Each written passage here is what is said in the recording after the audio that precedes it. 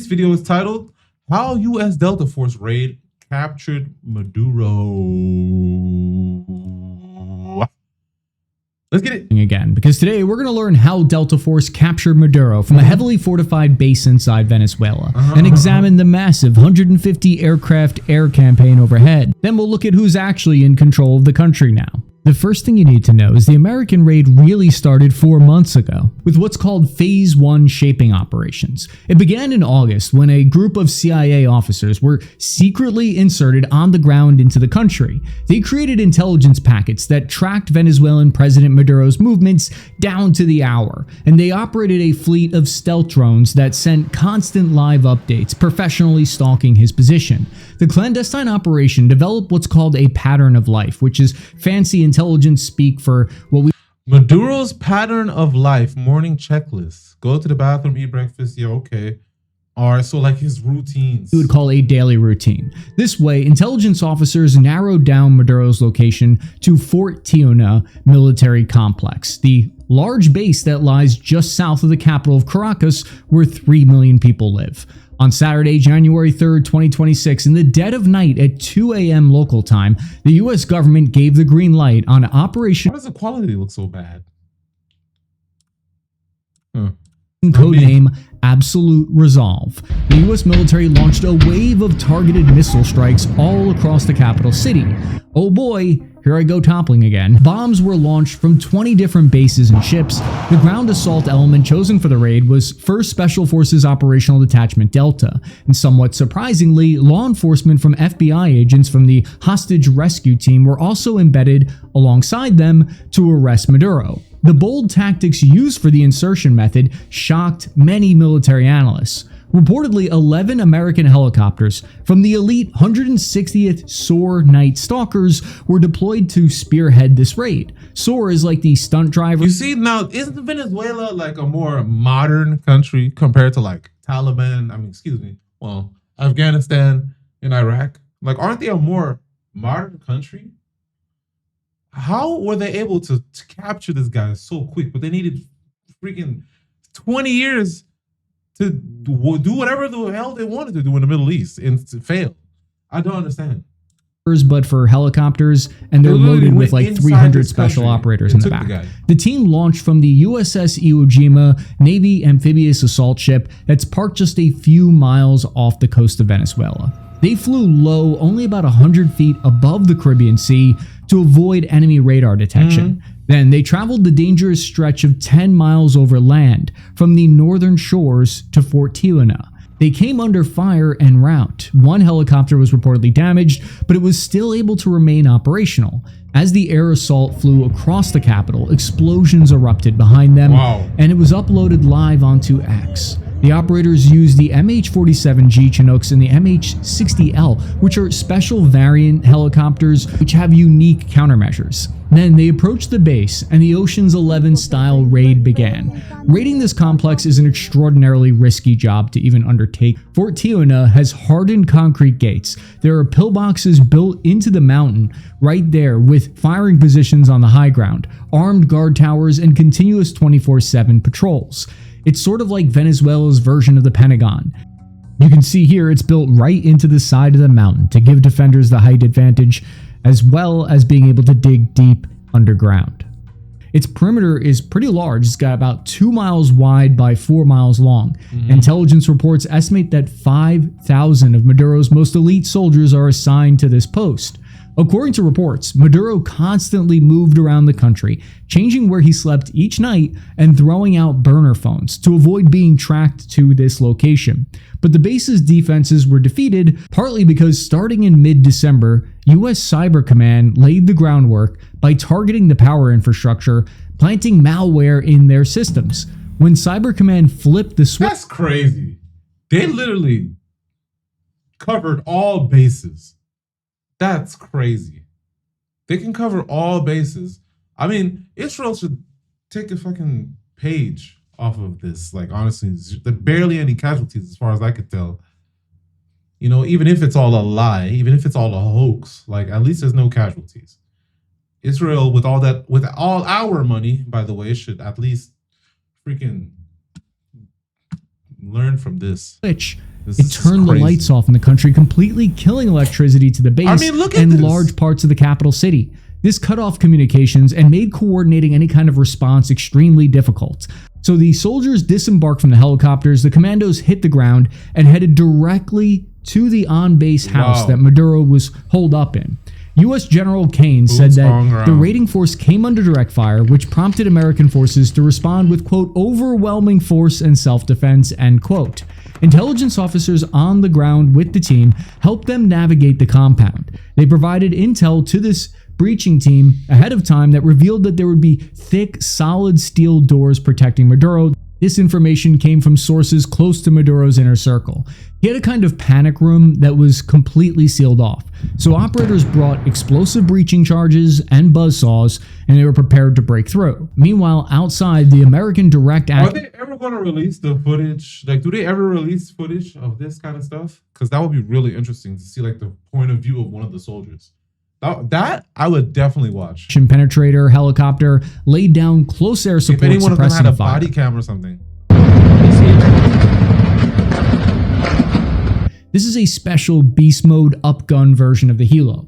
It went weapons free with 2 miniguns and Hydra rockets. But then Hilo started taking fire from enemy man-portable Igla air defense missiles. In response, pilots deployed their XM216 dark flares. These defeat incoming missiles while staying invisible to the human eye. Delta Force finally breached into Maduro's on-base residence and found him. According to reports from CNN, who spoke to sources close to the raid, helicopters seen in video flying into military area. The headquarters are right here. Explosion inside. So they literally only attacked the military land. That's so interesting. That's so interesting. I guess, okay, since it's a military headquarters and there are no civilians outside, it's still interesting how quick and swiftly they did that. I don't know. Operators dragged Maduro out of bed, zip-tied and blindfolded him while he was in the middle of sleeping. Wow. Then they led Maduro and his wife outside onto the Chinook helicopters and started flying back. Some Venezuelan military officer who gave away their location and was a source to the CIA just got $50 million in reward money.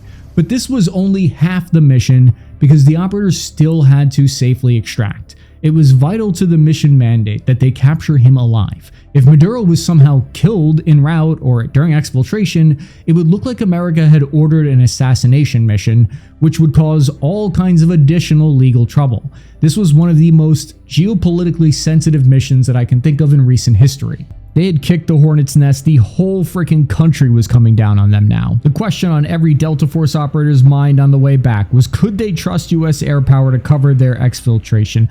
On their way out of Venezuela, the U.S. air power continued to strike strategic military installations across the country to create a diversion for them to safely escape. F-22 Raptors, F-35 stealth fighters, F-18s, radar aircraft, and B-1 Lancer bombers participated in the attacks. They hit bases all over in the states of La Guaira, Miranda, and Aragua. This was to create multiple dilemmas. This was achieved thanks to an air campaign that had been happening simultaneously overhead that achieved air supremacy. The operation reportedly involved 150 American fighter aircraft that had the goal of complete and total control of the skies. Fighter aircraft launched long-range precision missiles. Large explosions were... There's no way this is only because of drugs. They're throwing money at Venezuela. They're throwing money. What? All kinds of planes, helicopters, ships. There's no way just because of drugs. What about Uruguay? What happened to Uruguay? What happened to El Salvador is actually pretty clean now. But what about Mexico? What about all them other countries? Colombia. What about them? This can't be because of drugs. This must be because of the oil. There's no other way. They're throwing all this money at them. Heard across the capital, local language news reporting stated that these explosions targeted air defense radar antennas. This was a massive seed operation, suppression of enemy air defenses.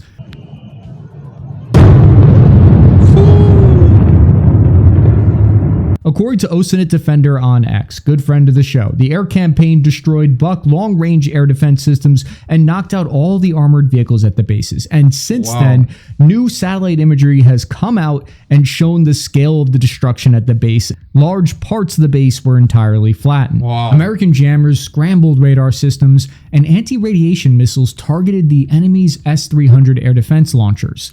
Not Putin furiously taking notes on how to do a special 3-day military operation with 69 hours to spare. The reason they were able to achieve this is because they struck major air bases, including the one at La Carlota and the Higuerota airport, where Maduro's air force of MiG fighter jets could have launched from to intercept them. We see the aftermath of the destroyed armored vehicles on base here. Pulling together a response was I don't know. I guess Venezuela has no money, or Maduro just had no authority over these guys. They didn't believe in him. Because I can't imagine a country like Venezuela not being able to shoot down at least one single helicopter or plane. Maybe their country is not as good as I thought when it comes to finance in the military. Difficult for Maduro's forces because Fort Tiuna, the military installation, housed some of the most high-level military generals, and once it was hit, it sent them all into chaos. In dictatorships, sometimes they keep all of their decision-making military officials central in one single consolidated location, which is useful for maintaining control, but on the other hand, it has the downside of a single point of failure or weakness. Explosions hit the port La Guaira, which is one of Venezuela's most strategically important ports that controls regime-linked money. These shaping operations were designed to cause confusions and disorientation in Maduro's forces, because what stunned military observers about this assault was that helicopters were the defining feature. Combat footage showed Marine Corps Viper and what appeared to be Army Apaches striking ground targets with rockets. And typically these rotor aircraft are vulnerable and exposed without ground support alongside it. There are relatively slow-moving and often easy targets, these helos, or even handheld enemy air defense weapons. The fact that they were used in this raid indicates how confident U.S. war planners were that they would have total air supremacy at this point. That's what I'm trying to explain like this. No way they weren't able to shoot down nothing. There's no way, man. But hey, I prefer this. Even if it's all about oil, I prefer this over a bunch of innocent people dying. Honestly, over some over some land or something. Why weren't any American helicopters shot down by some of the reportedly 5,000 man-panned Igloo launchers? How was the resistance so ineffective? There are several different theories and answers, and it actually takes us down a really weird, strange, almost conspiratorial I'll rabbit. tell you what.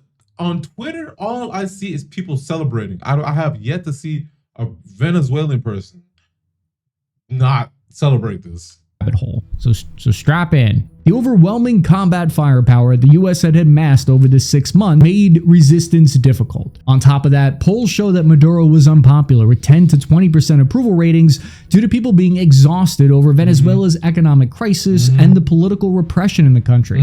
So maybe few were excited to put their lives on the line for Maduro. Sources from Venezuela's opposition, however, told Sky News reporters that Maduro's capture was actually a negotiated exit. Maduro was captured by elite Special Forces troops, a U.S. official told the Reuters news agency. On Saturday morning, sources inside the opposition told Sky News they believe Maduro's capture was a negotiated exit. That's what it seemed like, because those pictures with him with thumbs up. He's chilling. He's not scared of nothing. An image shared on Truth Social by Mr. Trump showed Maduro blindfolded with the captured Nicolas Maduro on board the USS Iwo Not a forceful capture.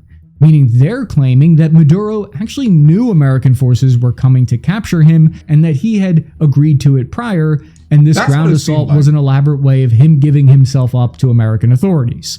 Why would he do that? For domestic audiences in Venezuela? Yep, because I think if he would have fought back, that would have caused a lot more damage. And he was like, you know what? This is just all speculation, by the way. But maybe he was like, you know what? Instead of, causing so much damage to my country, I'm just going to limit the damage as much as possible. I'm just going to surrender. I see that as being a possibility. Well, it theoretically looks better for him to say, I was captured by the Americans, than I cut a deal and left. It was surprising to experts that Maduro's wife was brought with him, because this is very unusual in rendition military operations like this. His wife was previously not criminally charged, and we only just learned that she's now also being charged after their capture. However, there is yet to be any actual hard evidence of this, even though a surrender may have been negotiated. His military troops would not have been aware of that, and it doesn't fully explain the poor performance of Maduro's security forces. US President Trump said, quote, "We were prepared to do a second wave if we needed to do so. We actually assumed that a second wave would be necessary, but now it's probably not." Another theory is that he was sold out by somebody high up in the regime, like his vice president or defense minister, who ordered his troops to not resist the capture of Maduro. The alternative for how US operators successfully pulled this off without losing a single helicopter is it could be because modern US helicopters have electronic defeat of missile systems. It's called direct infrared countermeasures, which detects, tracks, and fires a laser directly into the seeker head, blinds it, confuses the missile, doesn't know which way it's pointing, and that works against Igloo launchers. Those launchers require proper storage also and training, which they appear to have not had. The 160th SOAR flies low-profile flights as well that deny the enemy the ability to even see and engage them. According to the chairman of the Joint Chiefs of Staff, Dan Kane, the success of the mission was the result of months of planning and rehearsals. Either way, the helicopters safely made their way back over the nation, back to the US Navy fleet, waiting for them offshore. Look at that, man. I could not join the military. I couldn't do it. Especially something like the Marines, man. I could not do it, bro. I am not doing that for a country that does not give a fuck about me. I'm sorry. I'm not doing it. If there was a country that truly cared about every single individual that lives within their country, whether like the race or whatnot, as long as they're a citizen and they truly cared and actually made sure that everyone had a fair chance and a fair, like for example, welfare. There's people that get denied who actually deserve it, man. That deserve it.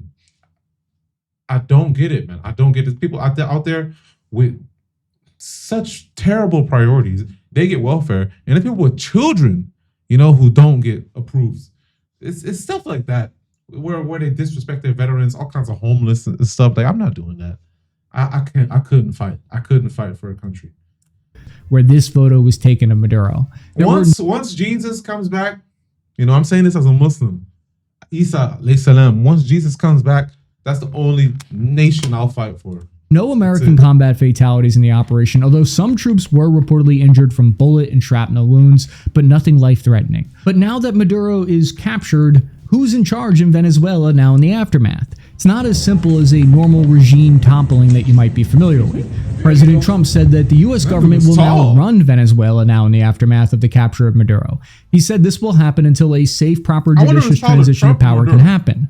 The idea here is that the US naval blockade of Venezuela's oil will essentially, in theory, allow the US government to control Venezuelan authorities no matter who's in power there, without needing to actually put the boots on the ground. The US government has stated they believe no further military action is anticipated in Venezuela. However, the resistance is forming in the nation already that could challenge this. Venezuelan Interior Minister Cabello appeared on TV in the street wearing a helmet and body armor, telling the population not to cooperate with quote-unquote terrorist enemies. Currently, Rodriguez was just sworn in as the acting president there, and according to the US government, she's cooperating behind the scenes because she has no choice. However, in public messages, she's very defiant against the US. What we know for sure is that the Venezuelan government is in disarray at the moment. They called on the people to take to the streets, but so far it's been a quiet, muted response, not millions taking to the streets in an uproar.